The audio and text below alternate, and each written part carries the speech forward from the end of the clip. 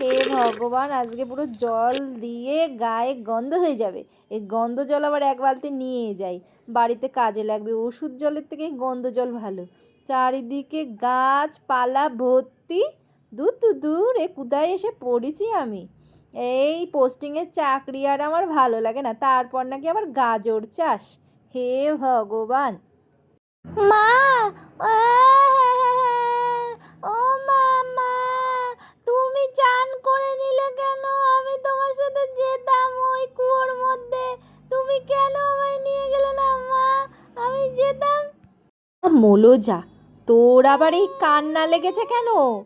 ওই গন্ধ পচা জল, ওখানে গিয়ে আবার মরবি নাকি? এইখানে আমি বালতি ভরে ওই পচা জলই এক বালতি নিয়ে এসছি, ওই জল দিয়ে চান কর। ভগবান, এই ছেলে পিলে মানুষে নেই, শুধু কান্নাকাটি আর ঝামেলা। আমার আর ভালো লাগে না, আমার আর সহ্য হয় না। সারাদিন কাজ করো। দাঁড়া দাঁড়া, অত কাঁদিস না, আমি জামা কাপড়গুলো মেলে আসি। চুপচাপ থাক, নইলে পিঠের উপর কিন্তু 2 ঘা পড়বে। একদম চুপচাপ থাকবি। আমি তাড়াতাড়ি যাব, জামা কাপড়গুলো মেলবো, মেলে চলে আসবো। এই রোদ্দুরের মধ্যে তুই কিন্তু আর বেরোবি না। তারপরে রোদে পেট পেট খারাপ হবে, তখন আবার আর এক জ্বালা। সেই নিয়ে বসে থাকো সারাদিন। এইখানে থাক, এই ছায়ার মধ্যে থাক, আমি যাচ্ছি, জামা কাপড়গুলো মেলবো। একদম আমার সাথে যাবি না। যাই বাবা, তাড়াতাড়ি জামা কাপড়গুলো বের করি, অনেকটা শুকনো হয় এই ওয়াশিং মেশিনে। যাই, জামা কাপড়গুলো নিয়ে তাড়াতাড়ি আগে রোদ্দুরে দিই। তাই বাবা, তাড়াতাড়ি জামা কাপড়গুলো নিয়ে মেলি। ওরে বাবা গো, খালি পায়ে আসলাম, আমার পা পুড়ে যাচ্ছে। এত রোদের তাপ, আর সকাল থেকে টুনটুনির বাবা চিৎকার করছে যে মেঘ হয়ে আসছে, গাজর তুলতে চলো, গাজর তুলতে চলো। হে ভগবান, কি বলে, আমার পা সব পুড়ে গেল। এবার শাড়িটা পরবো, পরে আবার ওদের খেতে দিতে হবে। মা, আমি একটু চান করব। এই, তুই আবার চলে এসছিস এখানে? তোকে না বললাম ছায়ার মধ্যে থাকবি? চল আগে বাড়ি চল, তারপর তোর হবে। শুধু বদমাইশি করা, একটা আমার কথা শোনে না। আরে গিন্নি, হলো তোমার কাজকর্ম? আরে সারাদিন শুধু জ্বালাতন করো কেন তুমি? এই তো আমার হয়ে গেছে, আমি যাচ্ছি। চলো চলো চলো, দাঁড়াও, তার আগে আমি একটু শিলা দিদিকে ডাকি। আমি ওই একা একা যেতে পারবো না। ও শিলা দিদি, শিলা দিদি। হ্যাঁ, আসছি। আরে শিলা দিদি, চলো, আমাদের গাজর খেতে অনেক গাজর হয়েছে, দুজন মিলে একসঙ্গে তুলবো।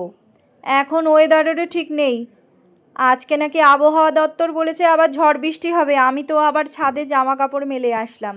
চলো চলো চলো, একসাথে গিয়ে গাজর তুলবো। হ্যাঁ রে টুনটুনির মা, তাই তো, তোদের গাজর খেতে তো অনেক গাজর হয়েছে। আমার তো দেখে লোভ লেগে যাচ্ছে রে।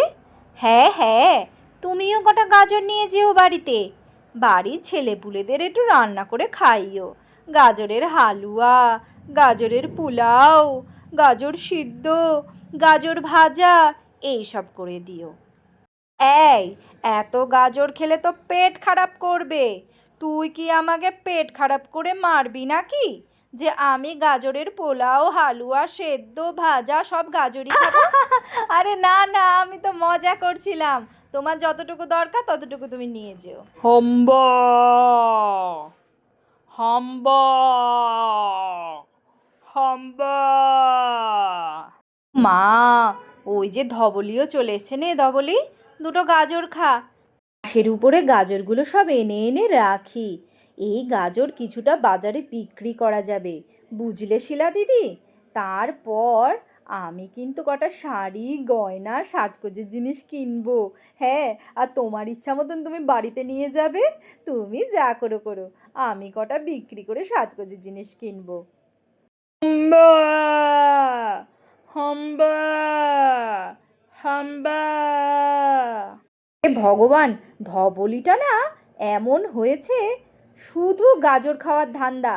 এই ধবলি, আর কত গাজর খাবি? পেট খারাপ করবে তো। শুধু তো গাজরই খেয়ে যাচ্ছিস রে। টুনটুনির মা, আমি বাড়ি গেলাম, তুমি পরে আমাকে গাজর পাঠিয়ে দিও কিন্তু। এখন বাড়ি যাচ্ছি, আমার কাজ আছে, পরে আবার বিকেলে দেখা হবে বুঝলে। আমি চলে গেলাম। হ্যাঁ, ওই আবার যাই, বাড়িতে সব স্কুল যাবে, কাজে যাবে। গাজর নেবে না? হ্যাঁ নেব, পরে নেব, আমি আবার আসছি। এখন ওদের কাছে যাই, পরে আসছি।